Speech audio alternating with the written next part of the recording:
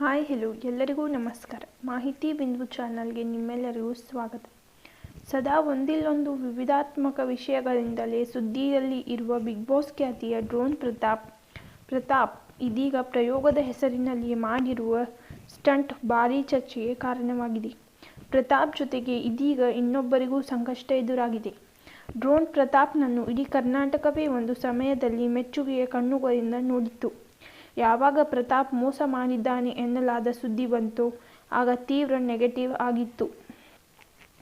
ಅದಾದ ಮೇಲೆ ಬಿಗ್ ಬಾಸ್ನಲ್ಲಿ ಸ್ಪರ್ಧೆ ಮಾಡಿದ ಮೇಲೆ ಅವರ ಲಕ್ ಬದಲಾಗಿತ್ತು. ಜನ ಪ್ರತಾಪ್ಗೆ ಇನ್ನೊಂದು ಅವಕಾಶವನ್ನು ಕೊಟ್ಟಿದ್ದರು. ಆದರೆ ಈಗ ಪ್ರತಾಪ್ ಮತ್ತೊಂದು ಎಡವಟ್ಟು ಮಾಡಿಕೊಂಡಿದ್ದಾರೆ. ಕೃಷಿ ಹೊಂಡದಲ್ಲಿ ಸೋಡಿಯಂ ಮೆಟಲ್ ಎನ್ನುವ ರಾಸಾಯನಿಕವನ್ನು ಬಳಸಿ ಸ್ಫೋಟಿಸಿದ ವಿಷಯಕ್ಕೆ ಸಂಬಂಧಿಸಿದಂತೆ ಪ್ರತಾಪ್ನನ್ನು ಪೊಲೀಸರು ಬಂಧಿಸಿದ್ದಾರೆ.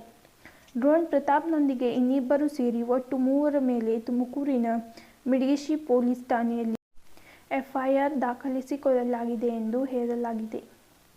ಇಲ್ಲಿ ಮಧುಗಿರಿ ತಾಲೂಕಿನ ಜನಕ್ಲೋಟಿ ಗ್ರಾಮದಲ್ಲಿರುವ ರಾಯರ ಬೃಂದಾವನ ಎನ್ನುವ ಫಾರ್ಮ್ ಹೌಸ್ನಲ್ಲಿರುವ ಕೃಷಿ ಹೊಂಡದಲ್ಲಿ ಡ್ರೋನ್ ಪ್ರತಾಪ್ ಎಡವಟ್ಟು ಮಾಡಿದ್ದರು. ಪರೀಕ್ಷೆ ಹೆಸರಿನಲ್ಲಿ ಪ್ರತಾಪ್ ಮಾಡಿರುವ ಎಡವಟ್ಟು ವಿಡಿಯೋದಲ್ಲಿ ಸೆರೆಯಾಗಿದ್ದು, ಈ ವಿಡಿಯೋ ಸೋಷಿಯಲ್ ಮೀಡಿಯಾದಲ್ಲಿ ವೈರಲ್ ಆಗ್ತಿದೆ.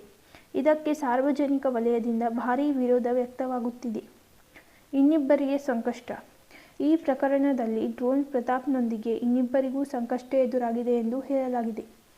ಕೃಷಿ ಹೊಂಡವೊಂದರಲ್ಲಿ ಮಾಡಿದ್ದ ಈ ಪ್ರಯೋಗವನ್ನು ಪ್ರತಾಪ್ ಅವರೊಂದಿಗೆ ಇದ್ದವರು ವಿಡಿಯೋ ಮಾಡಿ ಯೂಟ್ಯೂಬ್ನಲ್ಲಿ ಅಪ್ಲೋಡ್ ಮಾಡಿದ್ದರು.